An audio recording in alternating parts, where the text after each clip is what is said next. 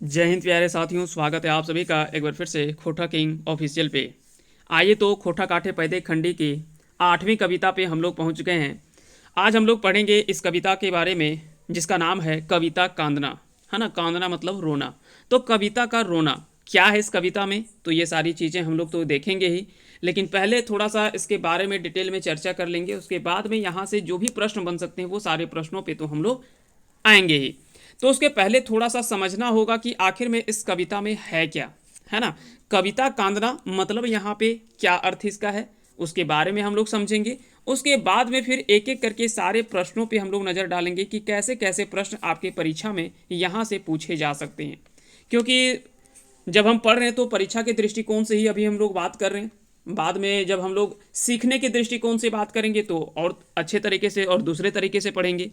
लेकिन अभी जो हम लोग पढ़ रहे हैं वो पढ़ रहे हैं एग्जाम के दृष्टिकोण से। अब थोड़ा सा यहाँ पे एक कन्फ्यूजन है कि रचना काल इसको लेकर के, है ना, रचना काल कहीं पे 1967 दिया हुआ है, कहीं पे 1981 दिया हुआ है ना, तो इसको देख लीजिएगा थोड़ा सा। बाकी का ये रांची रेडियो पर प्रसारण होता है पहले इस कविता का, उसके बाद में ये छपता है।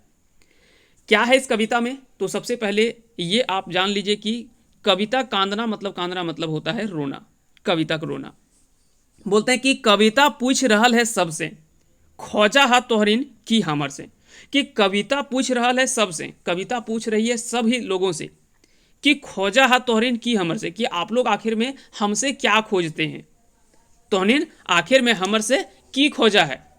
आगे बोलते हैं कि एके ठीन भक भक आलोय, सौ सौ नजर ठिकरबा, आर स एक एक भटियाली, गोटे गोटे गोटे बेरा बितवा। यहाँ पे है क्या कि बोलते हैं कविता यहाँ पे पूछने का प्रयास कर रहा है, यानी कविता माने मतलब साहित्य लोक जो है वो सबसे पूछ रहा है कि आखिर में आप लोग हमसे चाहते क्या हैं, यानी वास्तविक रूप में जो साहित्य का उद्देश्य है वो क्या होना चाहिए। कि एके ठीनेक झकझक करत आंख चौंधियात, झूठ मूठ कर आलोक मैंने झूठी प्रशंसा में ही समय बीत जाए। यानी आज कुछ ऐसा है कि झूठी प्रशंसा में लोग जो वो समय व्यतीत कर रहे हैं, जबकि साहित्य का वास्तविक उद्देश्य क्या है ये लोग जो वो भूल जा रहे हैं। ये कविता जो वो खुद लोगों से यह बातें जो वो पूछ रही है। आगे बात करते हैं, आर हम कविता का धैर्य बांध के, आर हम कविता धैर्य बांध के, एतने में कहबे हासे अरगावे, कविता पूछ रहल है वैसन बोड़ गाछे की माइन, जकर पसरल छह रेख मध्य हजारों झूर डोहरा लरुआए। बोलते हैं कि आर हम धैर्य बांध के हम कविता के कहबे, कि धैर्य बांध के मतलब समझा बुझा करके, है ना, धैर्य बांध के इतने में कहबे हासे अरगावे, कि इतने में हम बोलेंगे कि हासे अरगावे, यानी खुश और नाराज, इसी खुश रहना और इसी में से जो भी होता है करना। सेले कविता पूछ रहल है कि ओइसन बोड़ गाछ कर की माइन, महातम जकर छाहरे रवैया, छोट छोट झूर डहुरा लरुआए मसुआ जाए। कि यहाँ पे बोलते हैं कि आर कविता का धैर्य बांध के एतने में कहबे हासे अरगावे, कविता पूछ रहल है, कविता पूछ रहल है वैसन बोड़ गाछे की माइन, जकर पसरले छहरेक मध्य हैं हजारों झूर डोहरा जो वो लरुआए। यानी वैसे वृक्षों का क्या महत्व है ना, जिसके छांव में छोटे मोटे झूर जो वो लरुआ और मसुआ जाते हैं। कई बार ऐसा होता है ना कि हम अपने आप में बड़ा दिख रहे हैं, लेकिन हमारे नीचे कितने दबे कुचले लोग हैं वो किसी को नजर नहीं आता। क्योंकि ऐसे कई सारे महत्वपूर्ण आपने घटना के बारे में सुना होगा, एक से एक बड़े बड़े जो कारखाना की स्थापना होती है, बड़े बड़े बिल्डिंग्स बनते हैं। वो बिल्डिंग्स बनने के बाद में तो बहुत अच्छी लगती है देखने में, लेकिन याद नहीं होगा कि उसके पीछे कितने लोग जो वो अपने घर से बेघर हो जाते हैं, उसके बाद में वो बड़ी बिल्डिंग, बड़े कारखाने, बड़े फैक्ट्री ये सब लग पाता है। बड़े स्टेडियम देखते होंगे, बड़े फैक्ट्री देखते होंगे, बड़े कारखाना देखते होंगे, है ना, ये सब देखते होंगे, बड़े बड़े बड़े बिल्डिंगें देखते होंगे। तो ये सब कब बन पाता है, जब कई गरीबों की झोपड़ी वहां से उजरता है, तब वो बड़ी बड़ी चीजें बन पाता है। तो ठीक उसी प्रकार से यहाँ पे पूछते हैं कि वैसे बड़े लोगों का क्या महत्व, जिसके छांव में यानी जिसके नीचे छोटे छोटे झूर डहुरा लरुआ और मसुआ जाए। यानी वैसे बड़े लोगों का क्या महत्व, उसके अगल बगल में रहने वाले गरीब लोगों की आज भी स्थिति वैसे ही बनी हुई है। और आप सभी को पता कि भारत में कुछ ऐसा है कि कुछ गिने चुने लोग ऐसे हैं जो कि बहुत अच्छे हैं, बाकी के सारे लोग आज भी जो वो 2 वक्त के भोजन के लिए भी तरसते हैं। तो कई ऐसी घटनाएं जो वो देखने को मिलता है। आगे है कि ऊ मोरा डेमनी से की बफा जब हिंदे हुंदे कते लाख मोरा हाथ भूखे पटपट टुआए। मैतुक तोहिने घाट में हमरा मैतुक तोहिने घाट में हमरा राजा दशरथ आदि बढ़ाएं कृष्ण आदि लूझल लीला में। कि ऊ मोरा डेमनी में भरल अनाज मतलब भरे हुए धन से क्या फायदा। क्या कहता कि उतना बड़े लोगों के पास में कई सारे धन है, और वैसे धन का क्या फायदा जब गरीब लोग आज भी यहाँ वहाँ से भूखे भूखे मर रहे हैं और इधर उधर जो वो भटक रहे हैं। टवा हाथ मतलब भूखे घूमना फिरना, इधर उधर घूम फिर रहे हैं। और टवा पटपट मतलब भूखे पटपटाए मतलब भूख से वो तड़प रहे हैं, बिकौली कर रहे हैं, कह सकते हैं कि व्याकुल हो रहे हैं।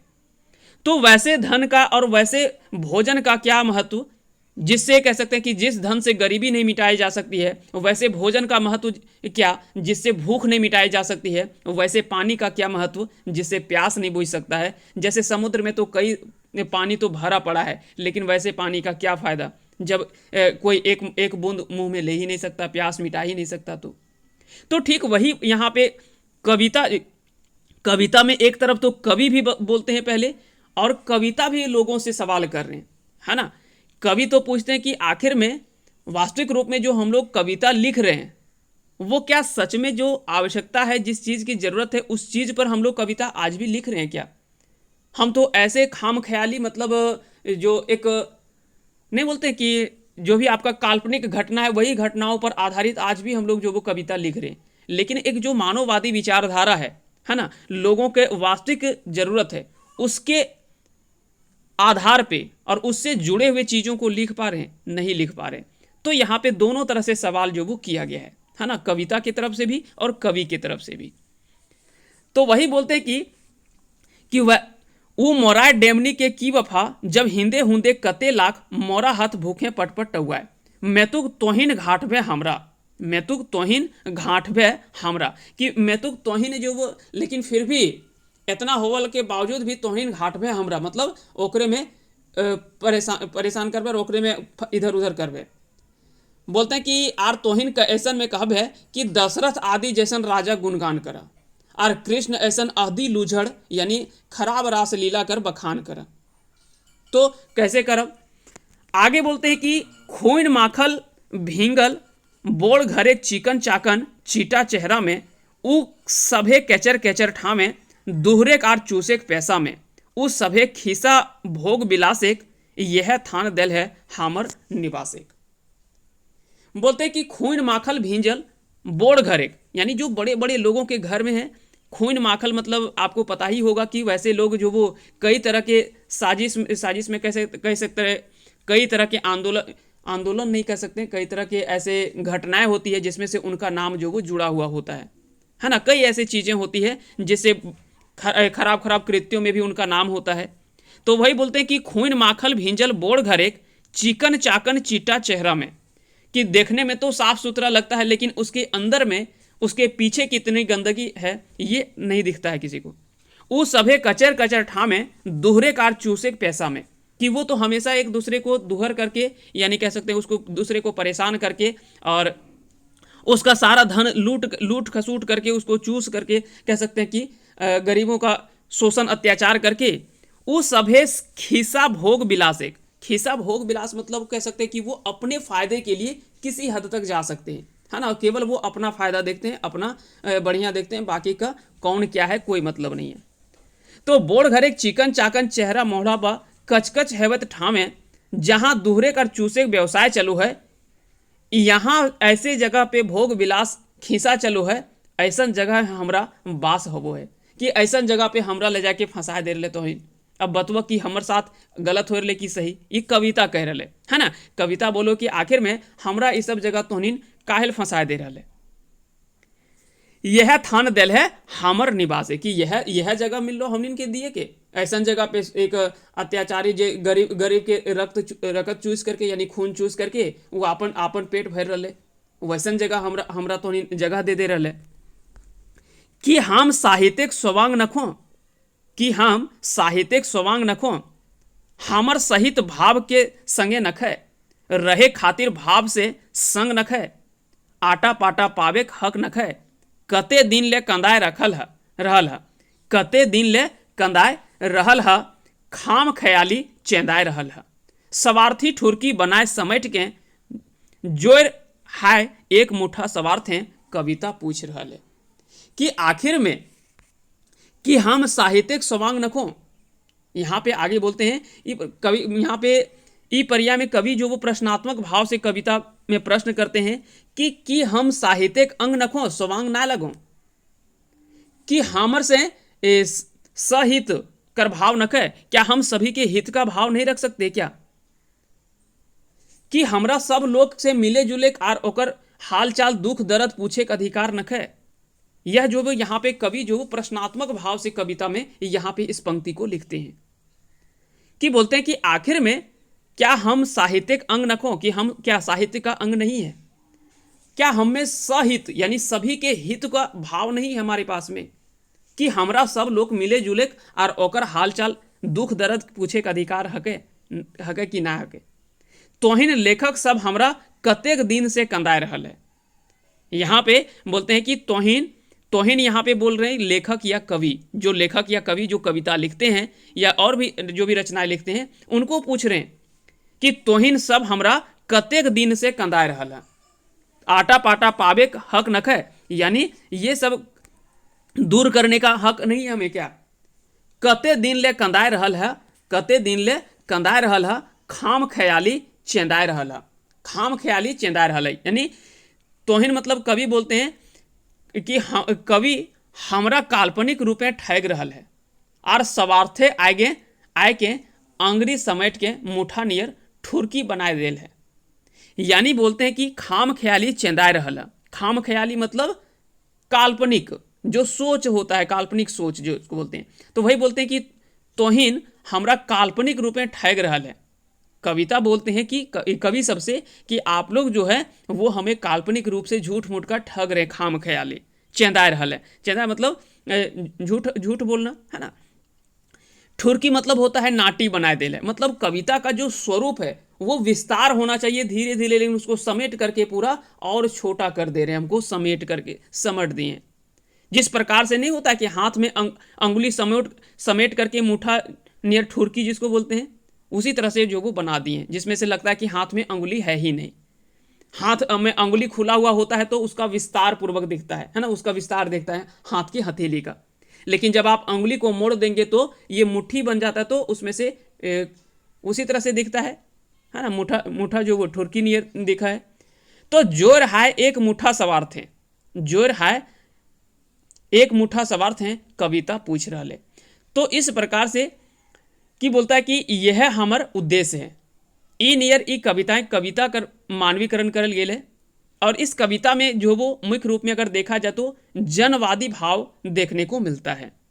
तो यहाँ पे मुख्य रूप में क्या है कि कविता जो वो सवाल कर रहा है कवि से और अन्य लोगों से भी, लेकिन विशेष रूप से कवि से, कि आखिर में कवि लोग जो कविता लिख रहे हैं आजकल जो हमें लिख रहे हैं, यानी कविता मतलब मैं और तोहिन मतलब कवि है ना। तो यहाँ पे कविता सवाल कर रहा है कवि से कि आखिर में धीरे धीरे जो हमारा रूप जो आप लोग ऐसा कर दिए हैं कि ऐसा लगता ही नहीं कि हम कहाँ हैं, ऐसे जगह पे बीच में ला करके हमको फंसा दिए कि कुछ समझ में नहीं आता है ना, कि हमारा वास्तविक उद्देश्य क्या था और साहित्य का वास्तविक उद्देश्य क्या है और क्या होना चाहिए, इस पर कभी आपने ढंग से विचार ही नहीं किया। आज भी जो वो तोहिन डायन भूत चटिया और जैसे तैसे धर्म और भी दूसरी चीज़ पर ओकर से बाहर तोहिन अहले ना है, ओकर से कुछ तनी बढ़िया करे प्रयास करो है तल ऐसा आदमी जगह फंसा दे है जो कि बड़ बड़ लोग स्वार्थी एक दूसर के शोषक अत्याचारी आदमी जगह फंसा दे है।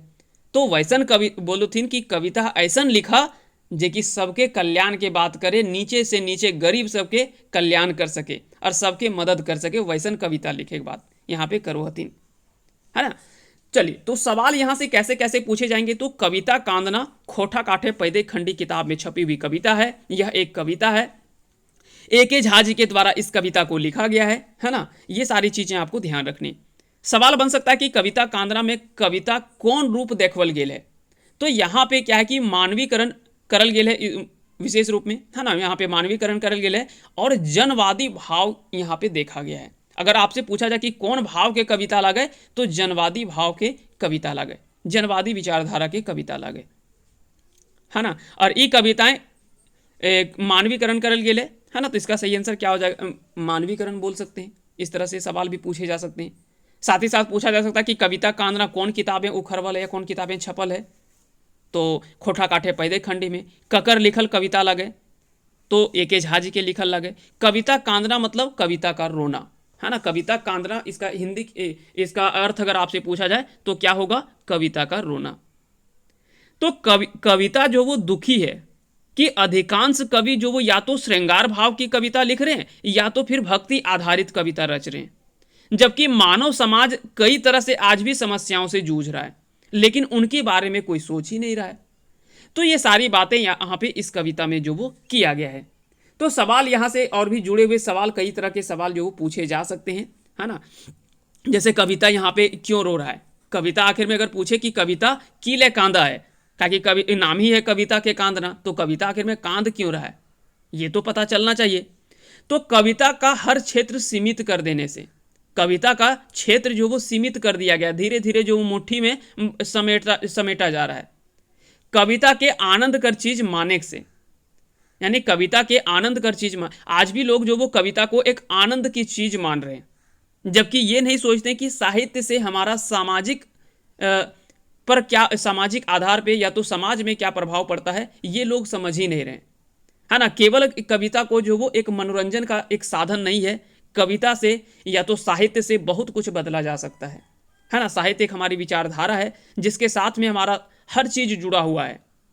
कविता में भटियाली रूप देखल जाए, है ना, कविता में भटियाली रूप देखल जाए, यानी भटियाली यानी ऐसी चीजें जो नहीं होना चाहिए, तो ये सभी के वजह से ही जो वो कविता यहाँ पे रो रहा है ना। तो ये सवाल पूछा जा सकता है। वैसन बोड़ गाछे की माइन जकर पसरल छाहरेक मध्य हजारों झूठ दोहरा लरुआए जाए।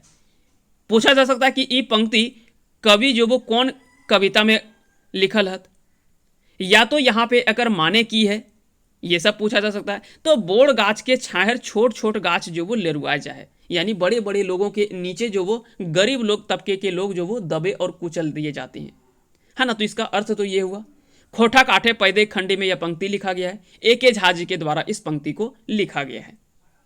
और क्या क्या सवाल पूछा जा सकता है, और कई तरह के सवाल जो वो पूछे जा सकते हैं। तो ये सारी चीज़ें जब हम लोग इसमें एमसीक्यू बात करेंगे तो वहाँ से सारे एमसीक्यू हम लोग कवर करेंगे। तो चलिए फिलहाल के लिए इतना ही, मिलते हैं अगले सेशन में। तब तक के लिए आप सभी को हमारे साथ अंत तक जुड़े रहने के लिए बहुत बहुत धन्यवाद। चैनल को अगर सब्सक्राइब नहीं किया तो चैनल को सब्सक्राइब जरूर कर लेंगे और साथ ही साथ बेल आइकन को प्रेस कर दें, ताकि जब भी कोई अगला वीडियो अपलोड करें उसका नोटिफिकेशन आपके पास में चला जाए। मिलते हैं अगले क्लास में, तब तक के लिए आप सभी को बहुत बहुत धन्यवाद।